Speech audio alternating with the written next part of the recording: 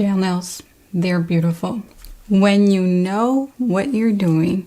So in today's video, we're going to make sure you nail it once and for all by sharing the 9 most common mistakes when doing gel nails and how to avoid them. Let's dive in. And if you're new here, welcome. I am Paola of paolaponcenails.com, your soft gel nail specialist. If you loved today's video, then at the end of it, do consider subscribing. Number 1, incorrect placement of your apex. Let's talk about this. The gel nail is supposed to be balanced. It doesn't matter how thick or thin you want to make it. And what you must always remember is that the thickness of the gel nail lies somewhere in the middle, okay? The tip / free edge is usually thinner and your cuticle area is usually the thinnest. And so the rest of the product is concentrated and distributed evenly in the remainder center part of the gel nail. Ideally, you will place your apex somewhere behind the smile line, definitely not completely over it, because the idea is that as that nail grows out, that apex moves with it to support it. If it's placed too forward, then as the nail grows out, that back area will not have a place for support and it will start lifting at the cuticle area. If the apex is placed too close to the cuticle area, then the cuticle area will just simply be too thick, and once that nail grows out, it just won't be aesthetically pleasing, and also you may experience bending there at the stress point. The stress points are the 2 corners of that nail smile line. Number 2, extreme cuticle work. Now you may think that in order to be a successful gel nail tech, you must master the art of Russian manicuring or e-file dry manicure technique. And while that is advantageous and probably like the way to eliminate 99% of lifting around the perimeter and cuticle area of the nail, it is not necessary, and you can actually damage the natural nail, start removing too much nail plate and keratin cells, and start building weakness on that natural nail, which means that you're going to have curling underneath your gel nail enhancement, lifting at the free edge, and you're going to be left wondering, what am I doing wrong? I thought I was doing everything right? And so what ends up happening is that you're just being too heavy-handed, perhaps with an e-file. I know everybody wants to try to use an e-file, right? But do practice extreme meticulousness without an e-file, so that when you get to your e-file stage, right, of being a pro at it, then you are just using it to remove that little extra that your pusher or your pusher scraper tool did not get. Number 3, not self-leveling. And this is probably the core of not having beautiful gel nails. And that is because you can apply your gel, and it just depends on which one you're working with. Sometimes gel shrinks and starts moving before you even cure it. And so by the time you look at it again, say you apply maybe these 4 fingers, then the gel started kind of creating dip. There's a little bit of a hill here and a little bit of valley there. And you're left wondering, like, how am I supposed to fix that? So without not like proper technique, you're not going to be able to get that beautifully if you're using like thicker viscosity gel or too much gel. But what I can give you as a quick DIY tip, and we share all of our tips and tricks for like the perfect self-leveling inside our Master Gel Nails course program. I'll share that in the description box below. But just the quickie here. All you have to do is apply a self-leveling layer. So it's just a wet layer of gel. Don't cure it. Be really meticulous that it doesn't touch any border, any perimeter.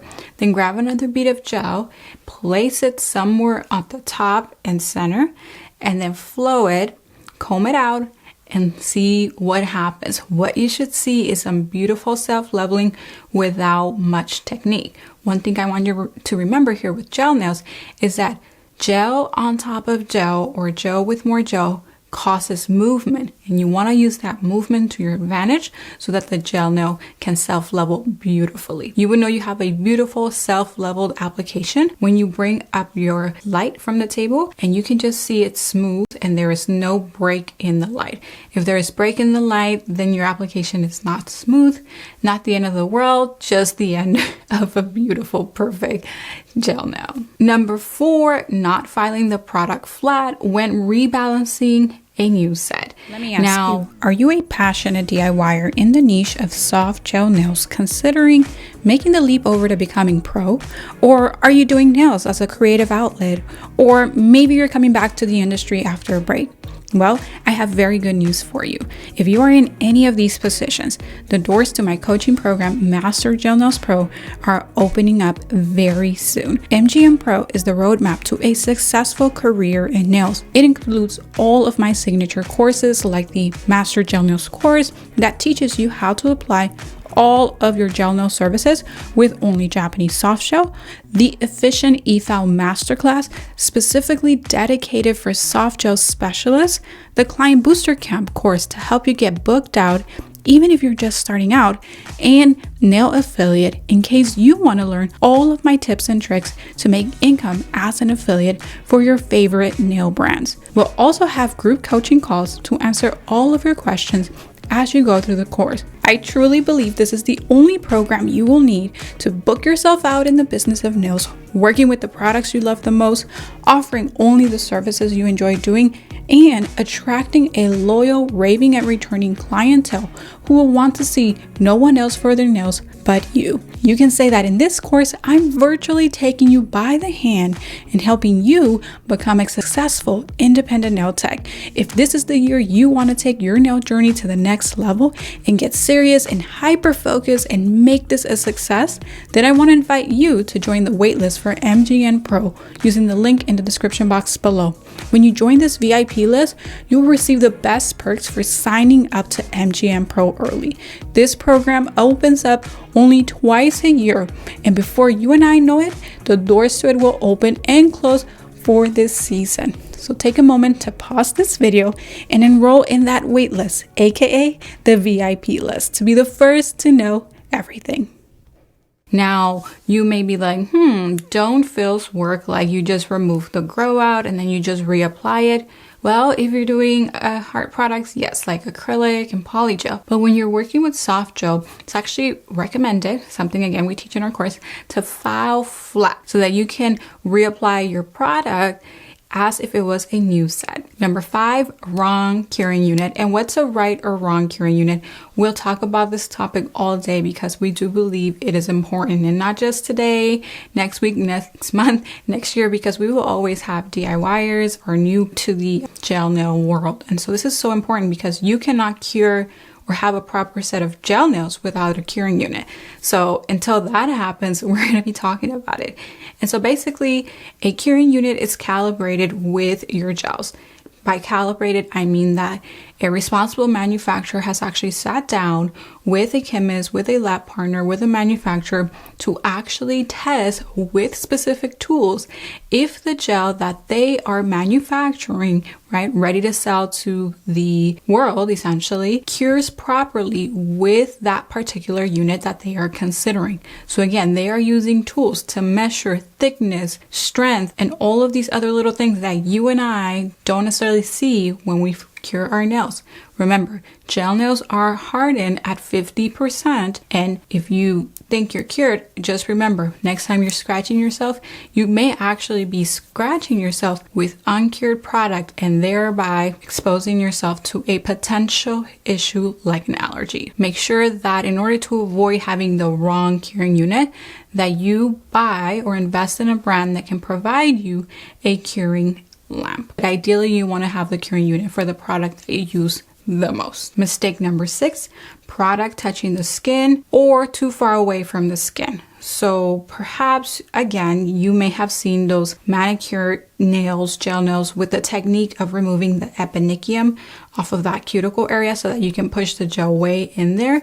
And while getting the gel really close to the eponychium area, that cuticle area, is important and it's a goal, and I strive for it every time I create a manicure, whether it's mine or someone else's, you shouldn't take extreme measures like cutting the eponychium to really tuck the gel underneath, because the skin is there to protect that matrix area of cell production, okay? So when you go trimming excessively that skin, then you are opening up the portal for infection, allergic reactions, and so on and so forth. You want it to be as close as possible, and here's a little secret, don't tell anybody. So when you push back the cuticle, it regresses, right? So it wants to fall back, because you'll notice you'll push it back in the beginning of the service, and then at the end of the service, you're kind of like, hey, it's like falling back. I thought I pushed it back and it has come down. So actually your goal is to always push it back and tuck it away from the product as you're applying it. If you pay attention, right, to when you're applying your color or your base, and you do your due diligence to push it back one more time before you apply your gel application, that cuticle or that eponychium is going to fall over the gel once you're done. And once you take your picture, you would be like, wow, I don't remember getting my gel that close up to the eponychium.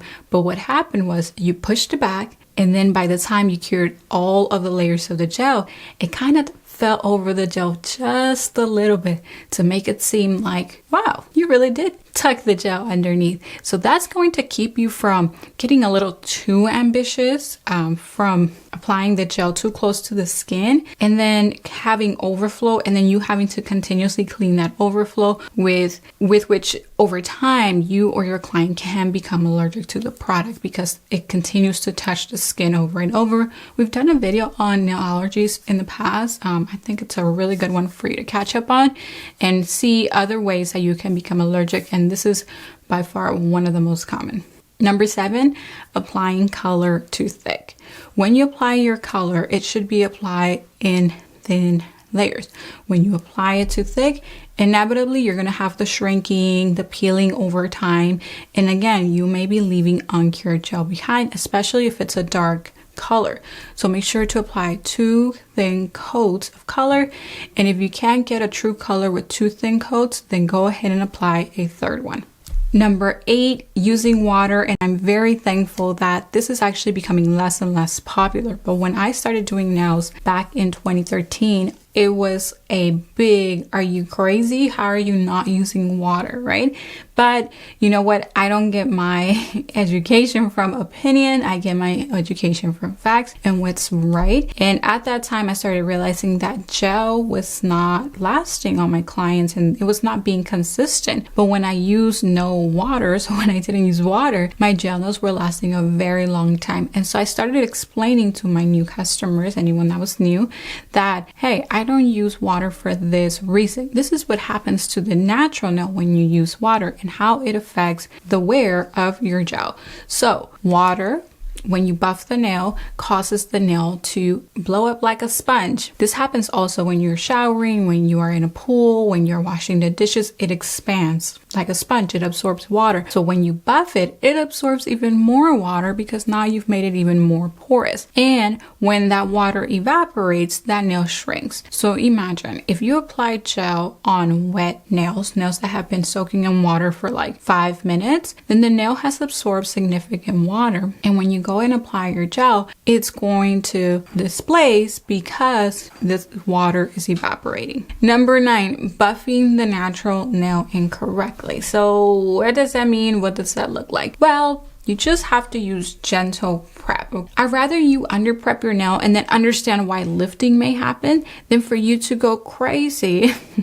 Not really crazy. You're doing everything, you're buffing the crap out of your nail, you know, and you're still getting lifting and you're drenching it with bonder. Why is it not sticking, right? Like that's a point of desperation and you can cause damage to your nails, to yourself. It's not good, okay? So again, what have I told you in a previous video that we just made this month actually was that adhesion can happen just with the gel on the natural nail. Relatively new innovation that Japanese soft gel nail companies have been trying to really promote, you know, and this is a great option for anyone that wants gel nails just for a couple weeks or wants to remove their gels often and are doing soak-offs, that's totally okay. So as long as you're not over prepping, over filing. Over prepping, again, I'll link to the video or I'll show you the slide of that video so you know what to look for. All right, well, those are our 9 gel nail mistakes that are probably very common, and let me know in the comment section which one are you guilty of. Okay, you have to be guilty of at least one. I know I was guilty of all 9 when I first started doing gels.